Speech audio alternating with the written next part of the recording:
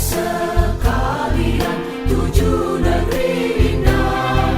Hapuslah air matamu, hapuslah air matamu. Bersorak-soraklah, bersorak-soraklah. Berjalan ke Sion, indahnya, indahnya Sion. Berjalan menuju Sion, berjalan ke negeri Allah. Berjalan ke Sion, indahnya, indahnya Sion. Berjalan menuju Sion, berjalan ke negeri Allah. We're marching to Zion, beautiful, beautiful Zion. We're marching upward to Zion, the beautiful city of God. We're marching to Zion, beautiful, beautiful Zion. We're marching upward to Zion, the beautiful city of God.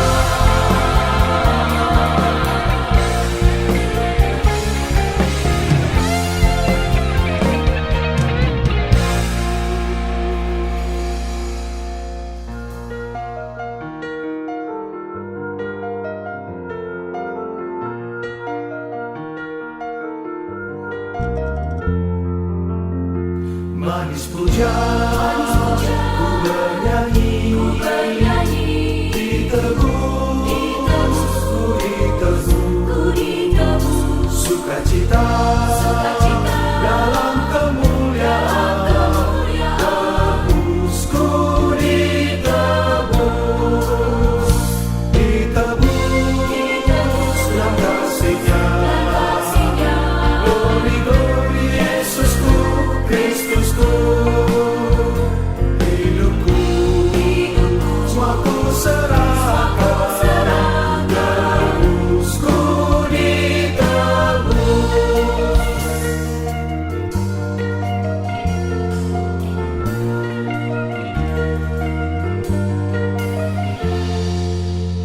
Sukacita, ku bernyanyi, ditebus, ku ditebus, berjalan bulan dalam kemuliaan, tebus, ku ditebus, ditebus dalam kasih-Nya.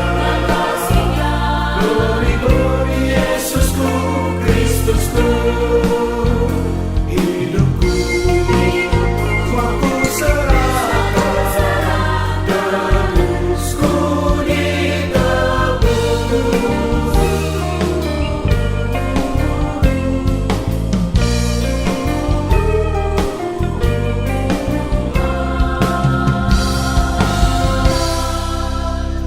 Kristus hidupku, penebusku, ditebus, ku ditebus, sukacita melimpah syukur, tebus, ku ditebus, ditebus berkasih-Nya.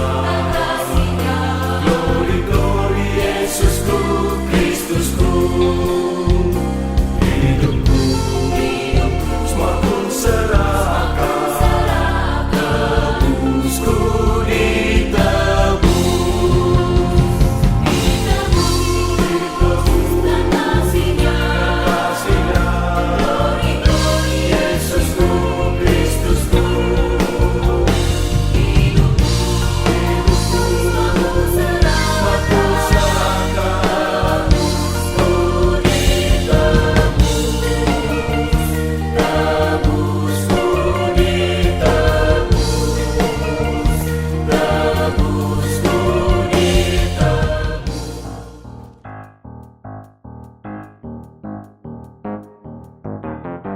Tiga.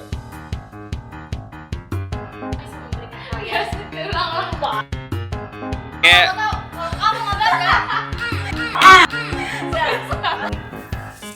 Oke, yuk. 1, 2. It's Fly Sea Challenge. Bye. Shalom saudara-saudari di dalam Tuhan, apa kabar Anda hari ini? Saya berharap kita semua di dalam keadaan yang sehat dan juga tetap semangat. Sebentar lagi kita akan memulai ibadah kita bersama.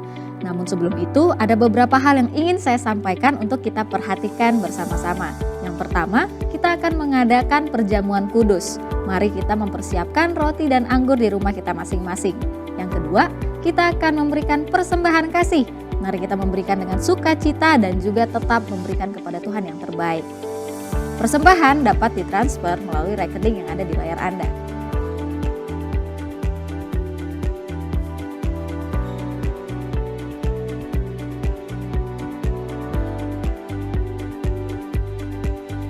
Yang ketiga, mari kita mempersiapkan hati untuk mengikuti ibadah dari awal hingga berakhirnya. Karena kita mau memuji dan muliakan nama Tuhan dengan hati yang siap dan penuh rasa hormat kepada Tuhan. Akhir kata, saya mewakili Gereja Kristus di Indonesia, Jemaat Tangerang mengucapkan selamat beribadah dan selamat hari Minggu. Shalom.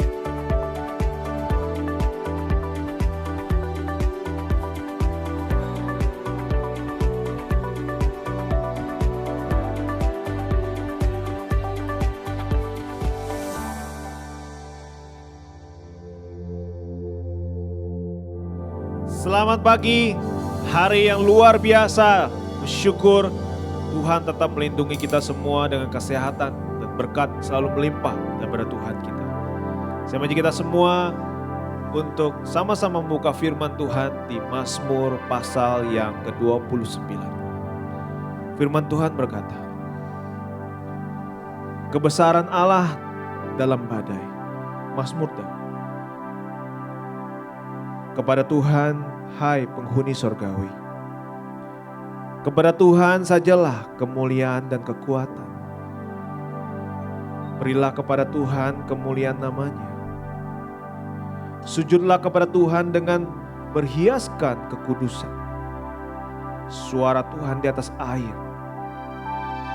Allah yang mulia mengguntung. Tuhan di atas air yang besar.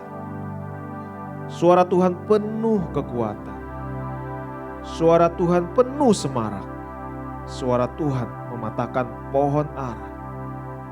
Bahkan Tuhan menumbangkan pohon ara Libanon. Ia membuat gunung Libanon melompat-lompat seperti anak lembu. Dan gunung Sirion seperti anak banteng. Suara Tuhan menyemburkan nyala api. Suara Tuhan membuat padang gurun gemetar. Tuhan membuat padang gurun Kadesi bergemetar. Suara Tuhan membuat beranak rusa betina yang mengandung. Bahkan hutan digundulinya dan di dalam baitnya setiap orang berseru hormat. Tuhan bersemayam di atas air bah. Tuhan bersemayam sebagai Raja untuk selama-lamanya. Tuhan kiranya memberikan kekuatan kepada umatnya. Tuhan kiranya memberkati umatnya dengan sejahtera. Amin. Firman Tuhan yang sangat luar biasa. Tuhan yang selalu memberkati kita semua. Saya mengajak kita untuk berdoa. Bapa kami yang bertata dalam kerajaan surga. Kami bersyukur Tuhan atas setiap hal Tuhan yang Kau berikan pada kami. Kami bersyukur Tuhan atas perlindungan Engkau selama ini Tuhan. Karena kebajikan Engkau Tuhan, karena kemuliaan Engkau. Engkau selalu setia pada kami. Biarlah Tuhan, pada hari ini Tuhan kami ingin bernyanyi dengan segenap hati kami Tuhan. Hanya untuk memuliakan, menyembah Engkau Tuhan. Sebab Engkau Allah yang layak kami sembah Tuhan. Kami serahkan semua dalam tangan-Mu Tuhan dari awal pertengahan sampai akhir. Biarlah hanya Engkau saja Tuhan dimuliakan. Dalam nama Tuhan Yesus kami berdoa dan mengucap syukur. Amin. Saya mengajak kita untuk sama-sama dengan segenap hati untuk bernyanyi, menyembah Dia. Dan biarlah Tuhan, pujian penyembahan ini harum di hadapan Engkau Tuhan. Karena kami tahu Tuhan, Hanya Engkau yang layak untuk kami tinggikan. Hanya Engkau Tuhan yang layak kami sembah. Dan kita menyembah Dia kadang sama-sama.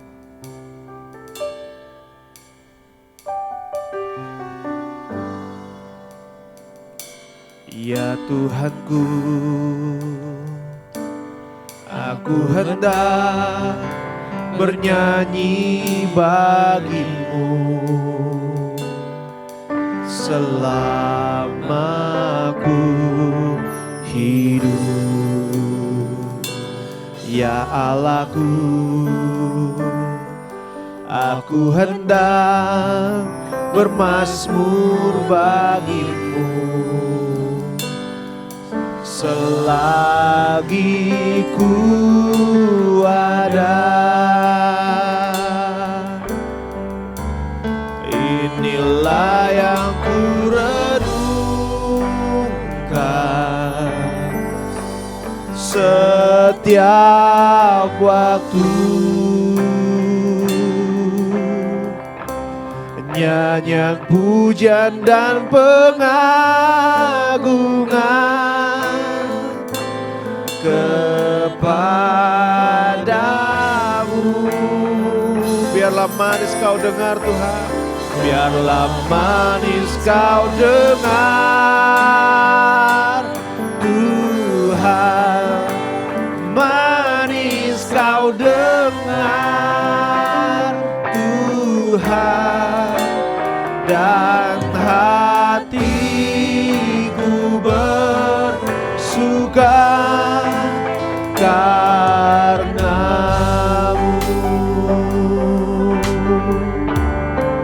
Sama-sama kata, ya Tuhanku, aku hendak bernyanyi bagimu selama kami hidup, selama aku hidup. Ya Allahku, ya Allahku, aku hendak bermazmur bagimu selagi ku ada. Inilah yang kami renungkan Tuhan, inilah yang ku renungkan setiap waktu, nyanyian pujian dan pengagungan kepadamu. Biarlah manis, manis kau dengar Tuhan, manis kau dengar Tuhan, dan hatiku bersuka karenamu. Inilah yang ku renungkan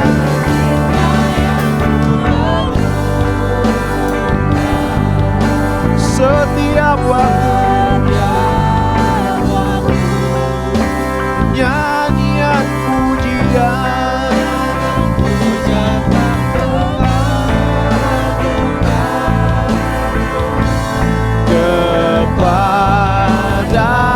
kepadamu.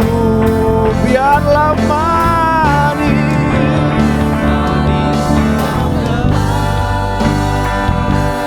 Tuhan, manis kau dengar Tuhan, dan hatiku bersuka, dan hatiku bersuka, dan hatiku bersuka karenamu.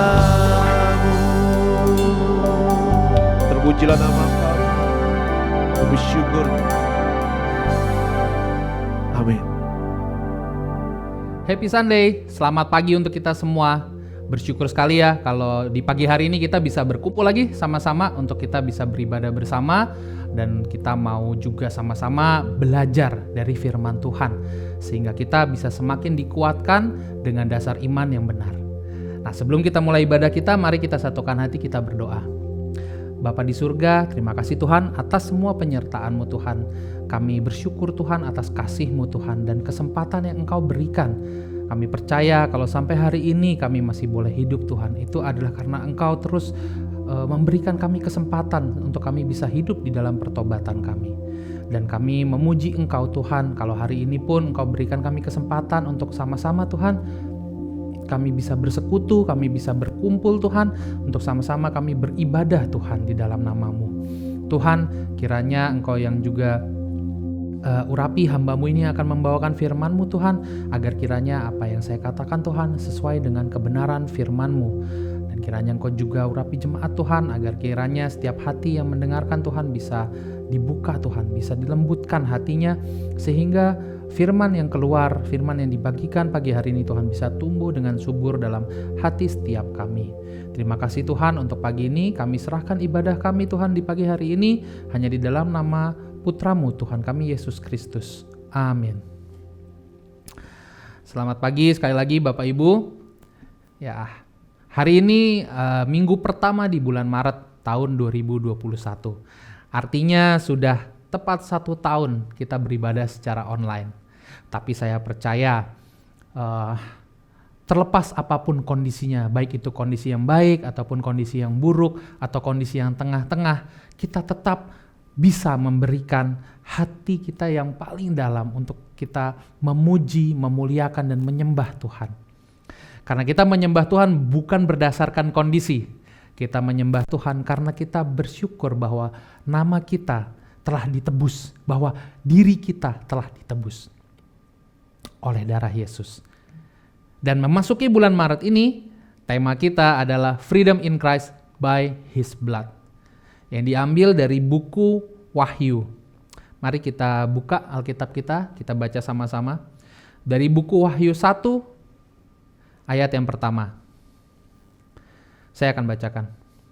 Inilah wahyu Yesus Kristus yang dikaruniakan Allah kepadanya, supaya ditunjukkannya kepada hamba-hambanya apa yang harus segera terjadi, dan oleh malaikatnya yang diutusnya, ia telah menyatakannya kepada hambanya Yohanes.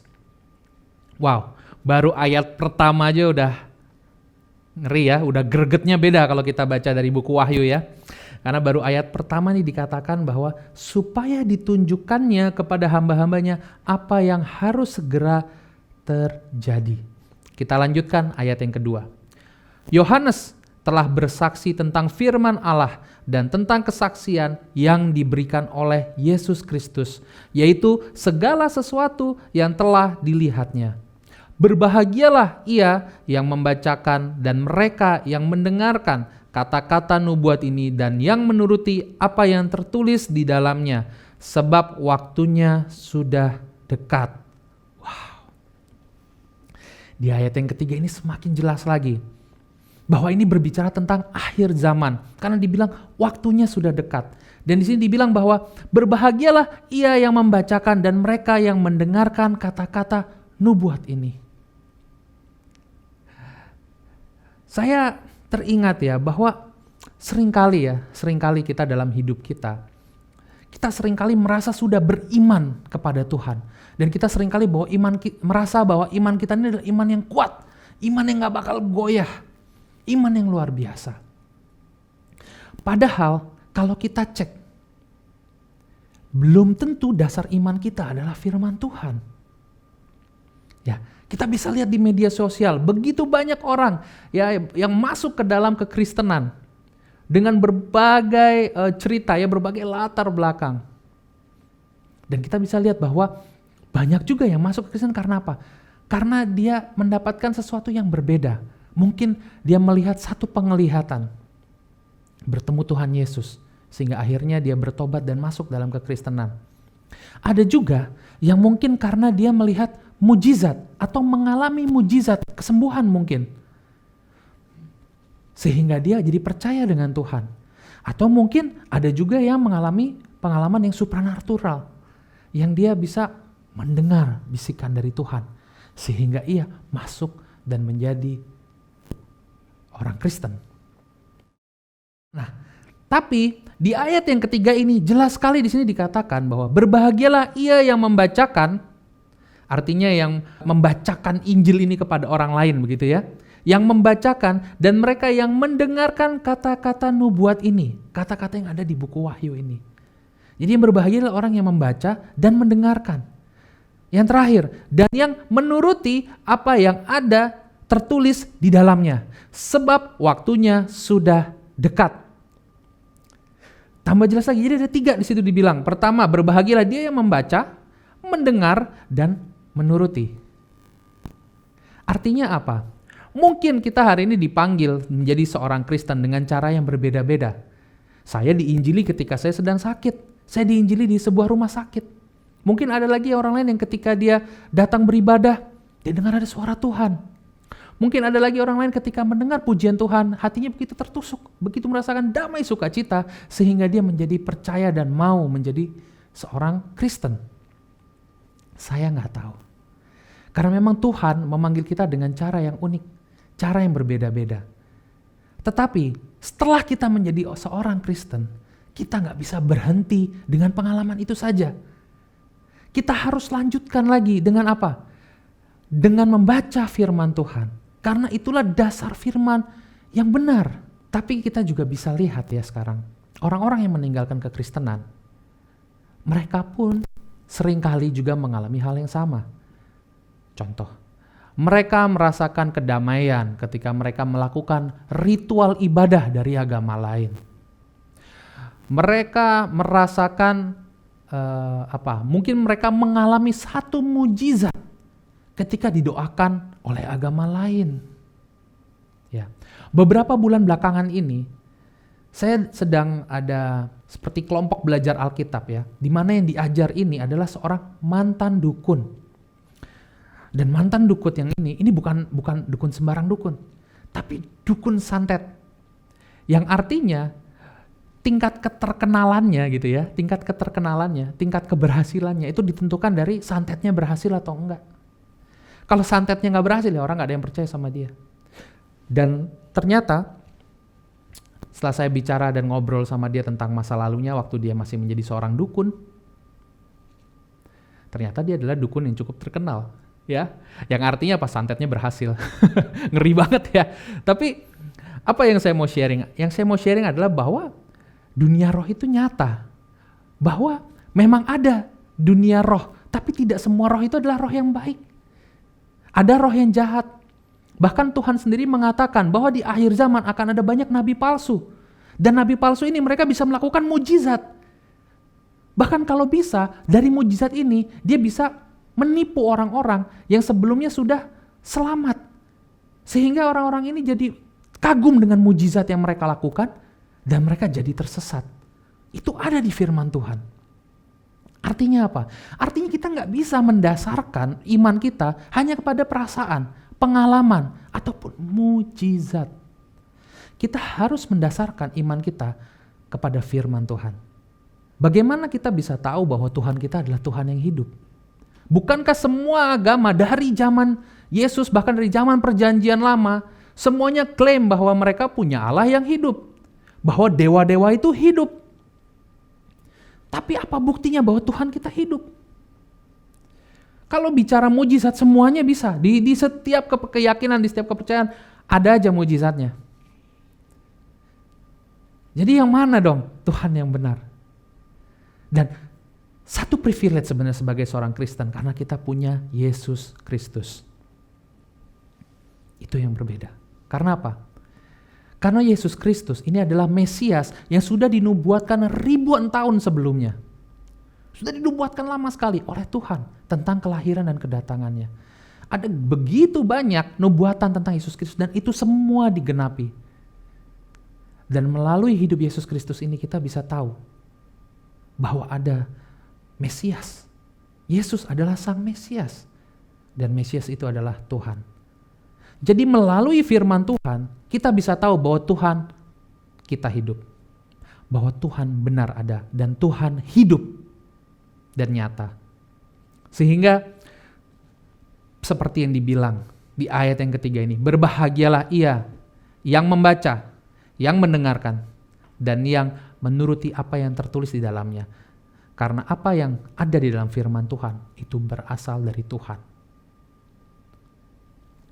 Amin. Mari kita lanjutkan, kita baca ayat yang keempat.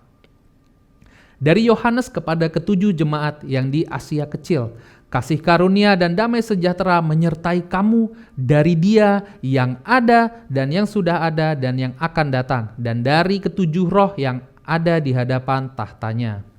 Dan dari Yesus Kristus, saksi yang setia, yang pertama bangkit dari antara orang mati dan yang berkuasa atas raja-raja bumi ini. Bagi Dia yang mengasihi kita dan yang telah melepaskan kita dari dosa oleh darahnya. Dan yang telah membuat kita menjadi suatu kerajaan, menjadi imam-imam bagi Allah Bapanya. Bagi Dialah kemuliaan dan kuasa sampai selama-lamanya. Amin. Lihatlah, Ia datang dengan awan-awan dan setiap mata akan melihat Dia, juga mereka yang telah menikam Dia, dan semua bangsa di bumi akan meratapi Dia. Ya, amin.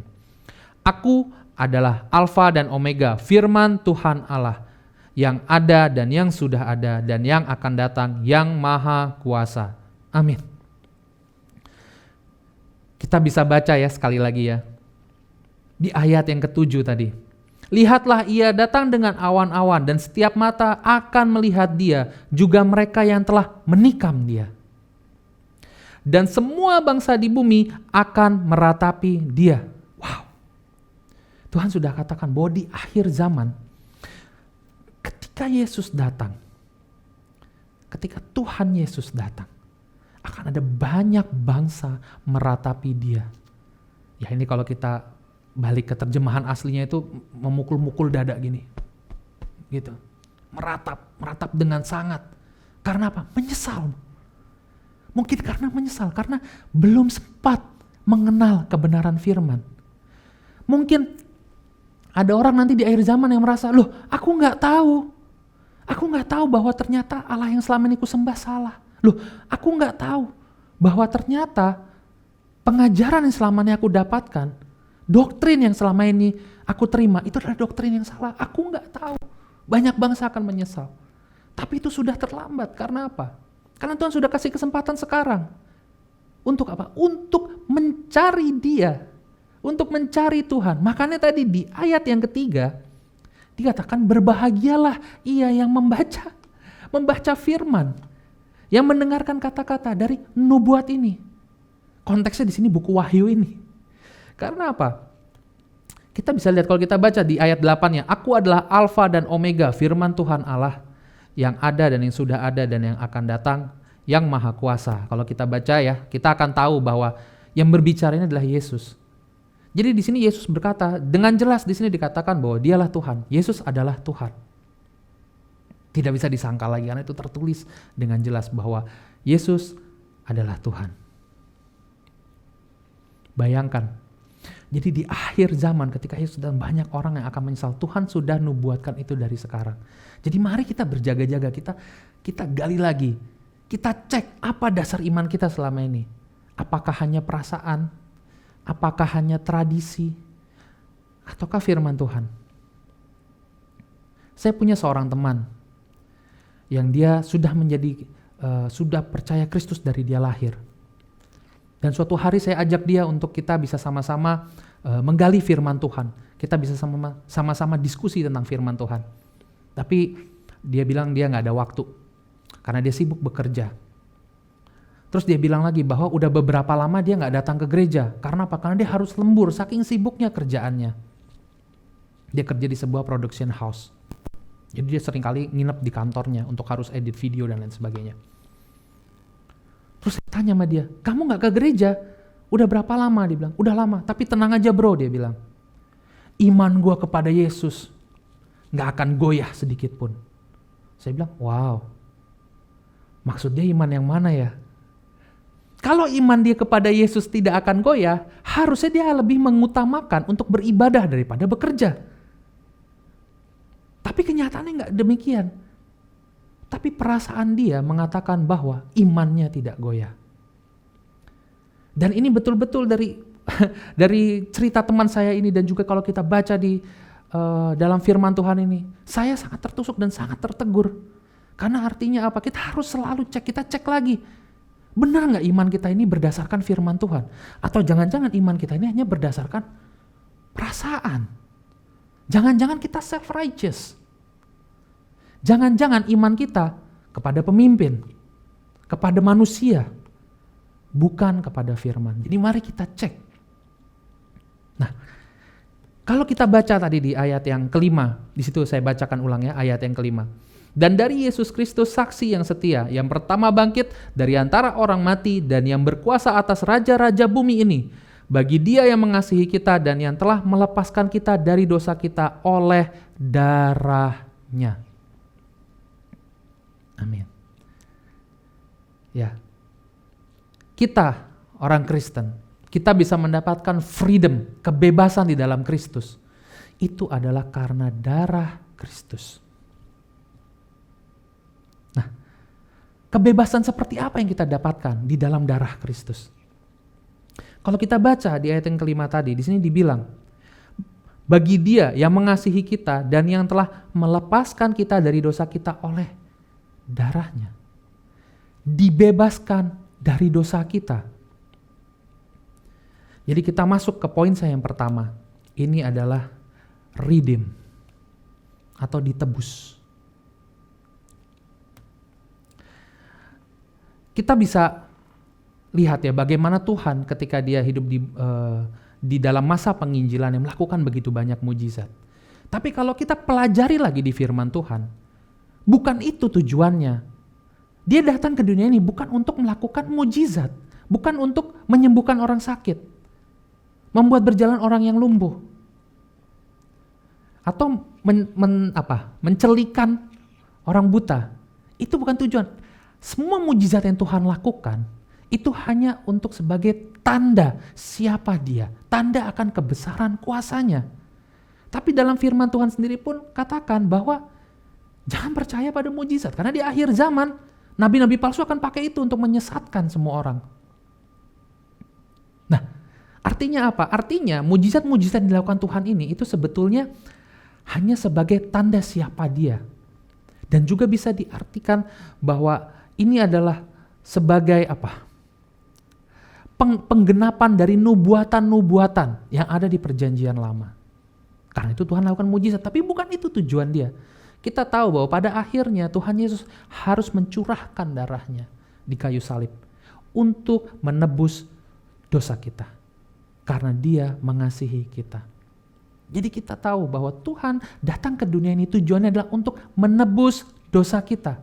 Itu tujuan, salah satu tujuannya yang pertama. Menebus dosa kita.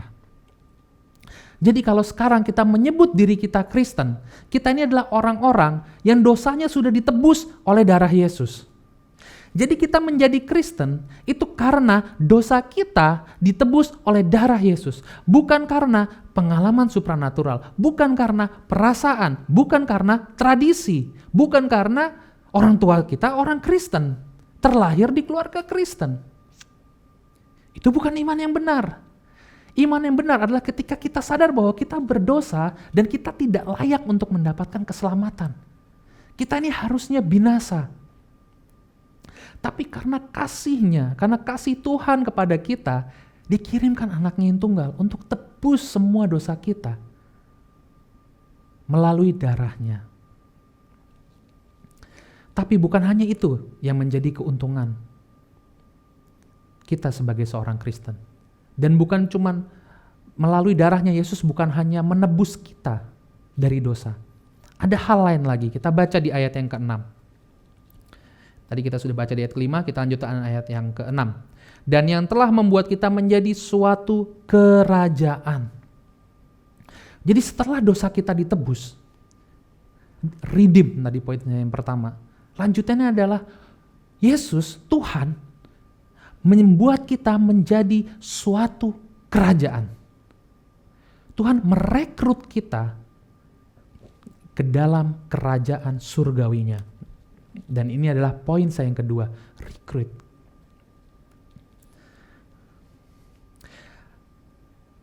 Kita belajar di sini bahwa ternyata setelah dosa kita ditebus, kita mendapatkan kebebasan. Kebebasan apa? Kebebasan dari perbudakan dosa. Yang dulu mungkin kita nggak punya kuasa untuk bisa keluar dari perbudakan dosa. Tapi darah Yesus menebus kita sehingga kita sekarang punya kuasa. Kuasa yang dari Tuhan untuk kita lepas dari perbudakan dosa. Apakah selesai sampai di situ? Enggak, lanjutannya kita akan diangkat menjadi warga negara surga. Dan kita akan diberikan tujuan dan cara hidup yang baru, yang sesuai dengan kewarganegaraan kita tentunya. Dan itu semua tertulis di dalam firman Tuhan. Dan ini menambah alasan kenapa kita harus mendasarkan iman kita di dalam firman Tuhan. Karena apabila kita sudah ditebus, tapi kita tidak hidup di dalam pertobatan kita tidak melakukan firman Tuhan, maka semuanya akan sia-sia. Kita belajar bangsa Israel. Mereka dibebaskan dari perbudakan di Mesir. Tapi ketika dalam perjalanannya, apa yang mereka lakukan? Mereka ingin pulang ke Mesir. Karena apa? Karena mereka nggak ngerti. Mereka mau apa di sini? Mereka mau apa? Mereka padahal melihat bagaimana laut kebelah dua, laut merah kebelah dua. Dan melihat 7 tulah, ya tulah-tulah yang Tuhan kasih untuk Firaun. Mereka lihat itu semua. Tapi entah bagaimana itu tidak membuat mereka beriman kepada Tuhan. Sehingga apa? Sehingga mereka ketika mengalami kesulitan, mereka ingin pulang lagi udah. Mereka lihat Musa nggak berdaya, udahlah Musa nyesatin kita nih, kita pulang aja. Mereka berimannya ke Musa, ke orang, ke kondisi, keadaan, situasi. Lihat kanan kiri nggak ada air, gimana mau minum? Akhirnya mereka pulang aja deh ke Mesir. Dan itu pun bisa terjadi dengan kita. Kita sudah ditebus, tapi setelah itu, kalau kita tidak mengerti apa lanjutannya setelah kita ditebus, kita tidak gali lagi firman Tuhan, iman kita tidak bertumbuh, secara tidak langsung kita otomatis akan kembali lagi kepada dunia. Kita akan menjadi manusia lama lagi. Jadi nggak ada gunanya lagi kita ditebus. Kita belajar bagaimana orang Israel yang keluar dari perbudakan di Mesir itu, cuman Yosua sama Caleb yang akhirnya bisa masuk ke tanah perjanjian, yang lainnya nggak bisa masuk. Dan itu pun bisa terjadi dengan kita. Kalau kita yang sudah ditebus ini tidak mau belajar untuk bisa beriman kepada Tuhan, untuk punya iman yang benar, yaitu iman yang berdasarkan dari firman Tuhan. Untuk kita punya cara hidup yang baru, untuk kita bisa hidup dari firman, itu bukan sesuatu yang mudah. Itulah sebabnya kita harus bersekutu, kita harus saling membantu satu sama lain, saling mengingatkan, saling mengaku dosa, saling menegur, sehingga kita bisa bertumbuh bersama-sama dan bisa saling menjaga. Dan setelah kita menjadi, di ayat ke-6 tadi ya, setelah Tuhan menjadikan kita sebagai suatu kerajaan, kita bisa lihat lanjutannya di Wahyu yang pertama ayat yang ke-6. Lanjutannya adalah bahwa Tuhan akan membuat kita menjadi imam-imam bagi Allah Bapanya. Wow. Dan poin yang ketiga adalah reconcile. Kenapa reconcile? Ketika saya baca di ayat yang ke-6 ini, saya tertusuk. Di sini dibilang bahwa darah Yesus menebus dosa kita. Kemudian dia membuat kita menjadi suatu kerajaan. Dan juga kemudian menjadi imam-imam bagi Allah. Karena kalau kita pelajari Alkitab, kita pelajari firman Tuhan, kita tahu bahwa tidak semua orang itu boleh menjadi imam. Hanya suku tertentu saja yang dipilih Tuhan yang boleh menjadi imam, dan itu adalah suku Lewi. Dan imam ini punya privilege karena hanya mereka yang boleh menjalankan ibadah. Ya, yang melakukan pelayanan di ibadah, hanya mereka yang bisa masuk ke dalam bait Allah. Bukan masuk di sekitarnya ya. Untuk masuk ke ruang Maha Kudus bahkan tuh hanya boleh imam yang tertingginya, dan cuma setahun sekali. Jadi imam ini adalah jabatan yang spesial. Imam ini adalah orang terdekat dengan Tuhan. Itulah imam. Dan ternyata Tuhan menjadikan kita imam-imam bagi Bapanya. Artinya apa? Artinya Yesus mendamaikan kita dengan Bapa. Darah Yesus menebus dosa kita. Kemudian Ia menjadikan kita satu kerajaan. Dan gak sampai di situ aja, ternyata setelah itu kita dikasih privilege yang selanjutnya. Bahkan kita dijadikan sebagai sahabat terdekatnya Tuhan, sebagai orang kepercayaannya Tuhan, sebagai imam-imamnya Tuhan. Dan apa sih yang harusnya imam lakukan? Apa ekspektasi Tuhan terhadap imam-imamnya? Tentu saja untuk mendedikasikan seluruh hidup kita hanya untuk Tuhan. Kalau kita baca di Perjanjian Lama, itulah tugas imam. Yaitu dia tidak boleh bekerja, bahkan dia nggak boleh pergi ke ladang. Dia hanya boleh mengurus di bait suci aja. Dia nggak boleh pergi kemana-mana. Dia pokoknya pelayanan terus di situ. Jadi ini adalah orang yang betul-betul dikhususkan. Dan itulah kita. Kita ini adalah orang-orang yang dikhususkan. Tapi kalau kita nggak ngerti, kalau kita nggak paham bahwa kita ini adalah orang yang dikhususkan, kita bisa kehilangan keselamatan kita. Karena akhirnya apa yang kita lakukan jadi sama seperti imam-imam Lewi. Di mana mereka akhirnya malah pada pergi ke ladang. Mereka bahkan memberikan korupsi persepuluhan. Mereka memberikan korban bakaran bukan yang terbaik dan lain sebagainya, sehingga Tuhan gak berkenan dengan persembahan yang diberikan oleh imam-imam ini.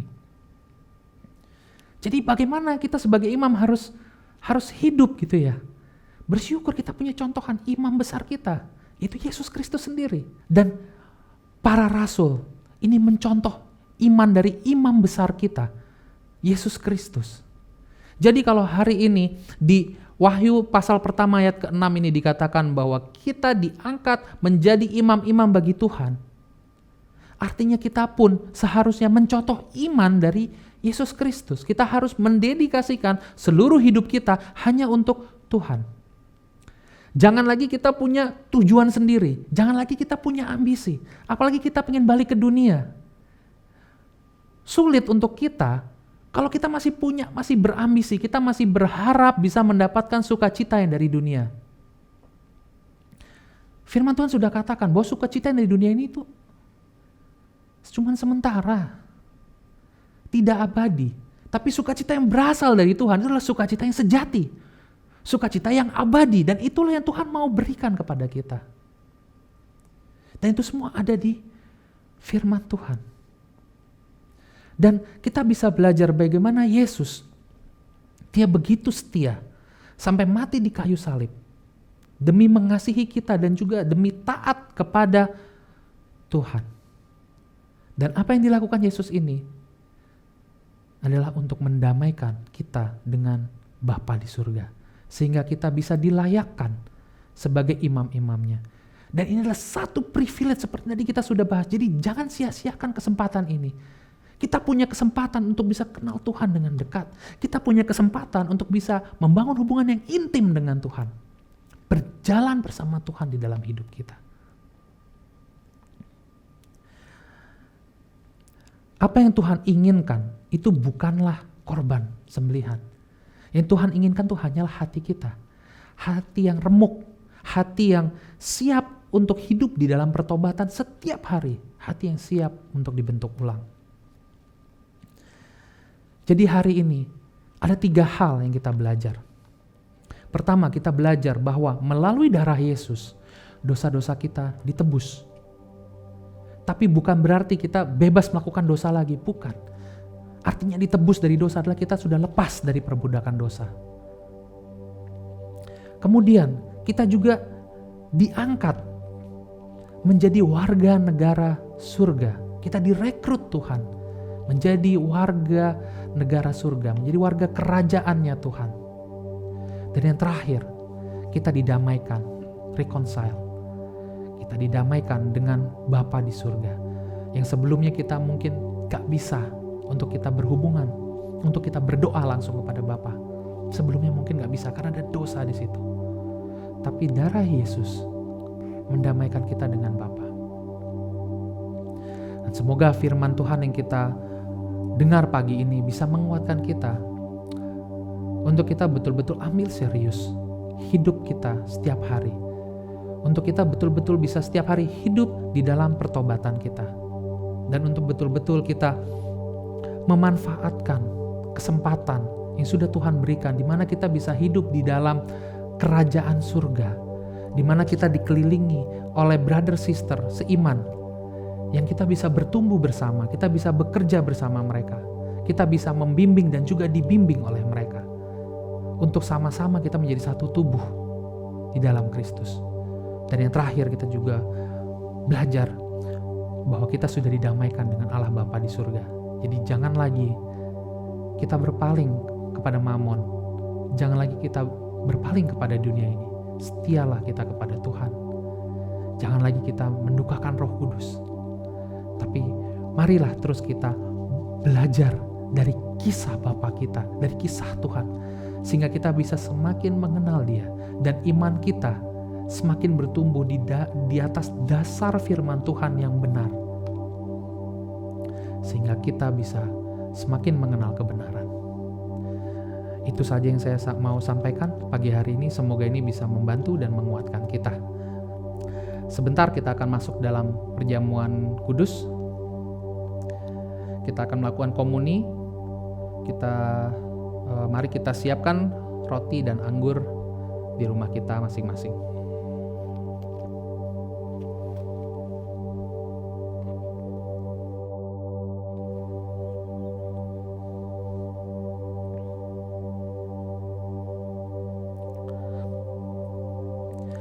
Saya akan bacakan untuk kita dari 1 Korintus 11 ayat yang ke-23. Sebab apa yang telah kuteruskan kepadamu telah aku terima dari Tuhan, yaitu bahwa Tuhan Yesus pada malam waktu Ia diserahkan mengambil roti. Mari kita angkat roti kita. Dan sesudah itu Ia mengucap syukur atasnya, Ia memecah-mecahkannya dan berkata, "Inilah tubuhku yang diserahkan bagi kamu. Perbuatlah ini menjadi peringatan akan aku." Mari kita makan.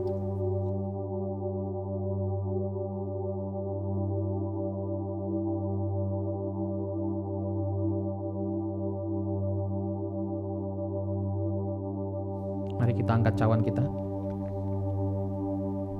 Demikian juga Ia mengambil cawan sesudah makan lalu berkata, "Cawan ini adalah perjanjian baru yang dimateraikan oleh darahku. Perbuatlah ini setiap kali kamu meminumnya menjadi peringatan akan aku." Mari kita minum.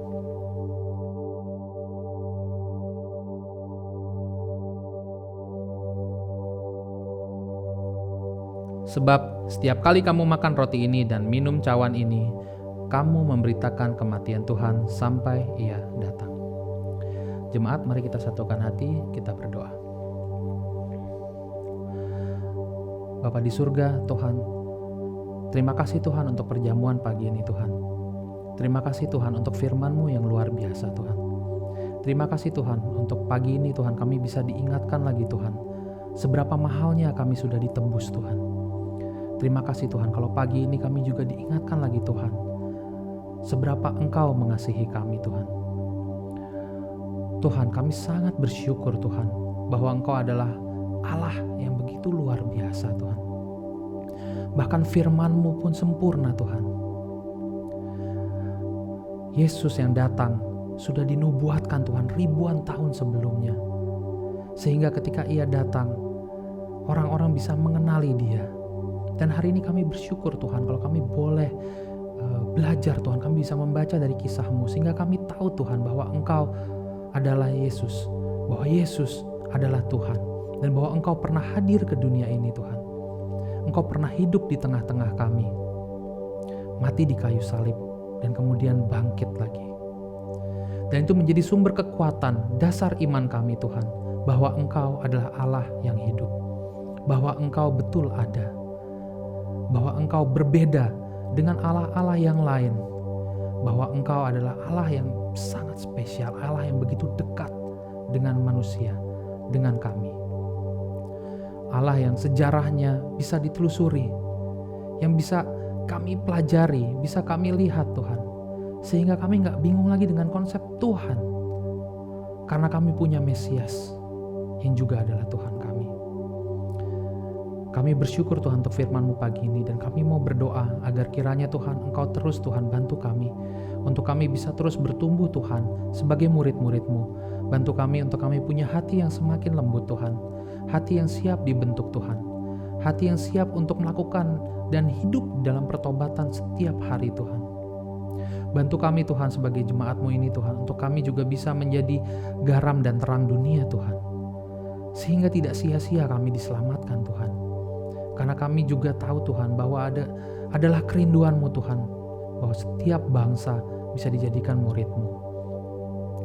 Kami berdoa untuk Engkau urapi setiap kami Tuhan, sehingga kami bisa semakin seia sekata dengan firman-Mu, semakin serupa dengan Putra-Mu Tuhan kami Yesus Kristus. Tuhan, sebentar kami juga akan memberikan persembahan. Kiranya Engkau juga berkati Tuhan tangan-tangan yang memberikan persembahan. Tinggalkanlah damai sukacita-Mu Tuhan untuk mereka. Berikan damai sejahtera-Mu untuk mereka. Damai yang berasal dari Engkau dan bukan dari dunia ini Tuhan. Dan kiranya Engkau juga yang memberkati persembahan yang diberikan Tuhan. Persembahan ini kiranya bisa kami pergunakan untuk menolong saudara-saudari kami Tuhan yang terkena dampak COVID-19 Tuhan. Dan juga untuk membantu untuk perluasan kerajaan-Mu. Tuhan, terima kasih untuk kesempatan dan firman-Mu di pagi hari ini. Kiranya Engkau terus sertai kami Tuhan di dalam hidup kami, sehingga kami bisa terus bertumbuh di dalam Engkau. Hanya di dalam nama Putra-Mu, Tuhan kami Yesus Kristus, kami berdoa dan mengucap syukur. Amin. Firman Tuhan yang luar biasa. Nah, kita percaya sukacita Tuhan ada dalam kita semua. Bersyukurlah. Mari kita bernyanyi sama-sama.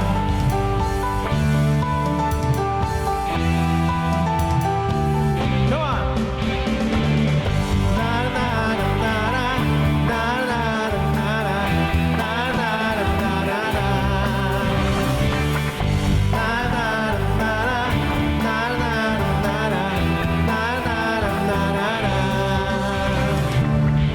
Haleluya, ku memuji-Mu Tuhan, karena kasih-Mu tak berkesudahan.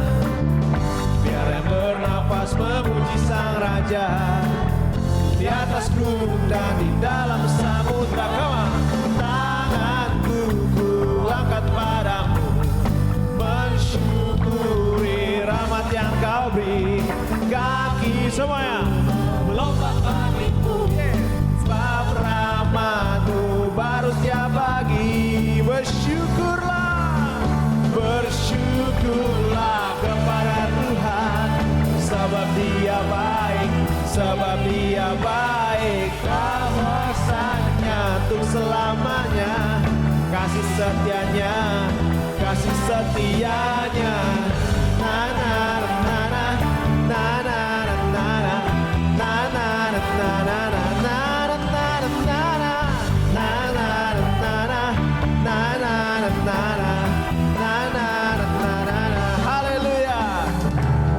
Haleluya, ku memuji-Mu Tuhan, karena kasih-Mu tak berkesudahan. Biar yang bernafas memuji Sang Raja, di atas gunung dan di dalam samudra. Tanganku ku angkat padamu, mensyukuri rahmat yang Kau beri. Kakiku melompat bagimu, amin. Sebab rahmat-Mu baru setiap pagi. Bersyukurlah kepada Tuhan, sebab Dia baik, sebab Dia baik. Bahwasanya untuk selamanya, kasih setianya, kasih setianya. Na na na na na na na na na.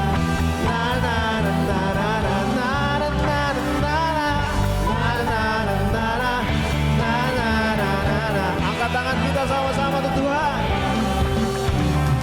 Tanganku ku angkat padamu, mensyukuri rahmat yang Kau beri. Mari kita lompat sama-sama. Aku melompat bagimu, sebab rahmat-Mu baru setiap pagi.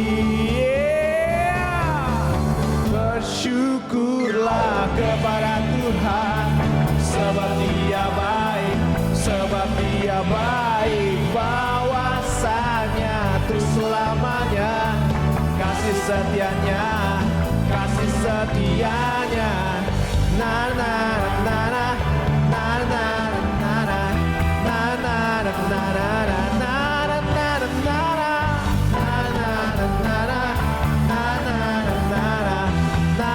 Katakan sama-sama. Bersyukurlah. Amin. Selamat hari Minggu. Tuhan Yesus memberkati.